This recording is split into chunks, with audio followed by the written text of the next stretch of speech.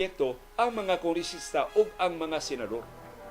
So kada budgeting session, karon sugod na ang pag-budget na, linistahay na ron ang mga senador o mga kongresista unsay ilang project. Ang ilang project, iapod-apod na nila sa nagkalilain ng mga departamento.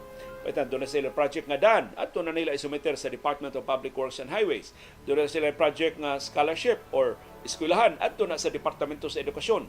Doon na sila mga health programs, kanang ilang mga health cards, na nailang mga nga, nailang mga naong, at doon na ipaagi sa Department of Health. Unya, garantisado na. Basta di sila mula pa sa ilang kota, garantisado na aprobado ng ilang project. I-insert na sa DepEd. Dili makalusupag ang DepEd ana. So si kongresista so-anso na i-project 75 million sakto karga.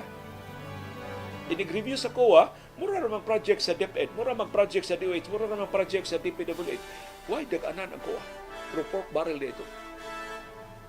Unya, siguro mang mapasar ang iyang budget, na sige kontrata nga kontraktor. Mao na gipagastos siyang biyahe sa Europa. Kay garantisado naman ang project.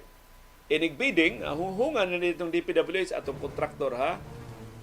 Nakagasto na nato. Apil ba bayakas bakasyon nato sa Europe.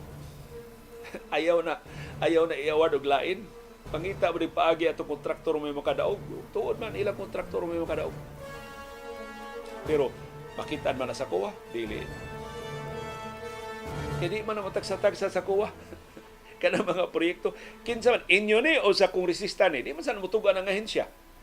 So, kalibuan ba yan nakalistas mga proyekto kada ahensya? Basta matarong lang, anha na lang na makasud ang COA kung nabayra na, wa mahuman. Fully paid na ang kontraktor, wa ganing kabot 50% ang trabaho or substandard ang trabaho. Naampaw, sud lang sa usa ka semana. Anha, makasud na ang Commission on Audit. Pero kung passable ang quality, di lang kaayo ba mangawat ang kongresista o ang mga senador, dili mabantayan ang ilang pork barrel. So lisod kay nang badlungon ang pork barrel kay di man na isud sa ilang bulsa, di man na isud sa ilang bangko. Iagi na pinangis ang gitawag ng mga congressional insertions.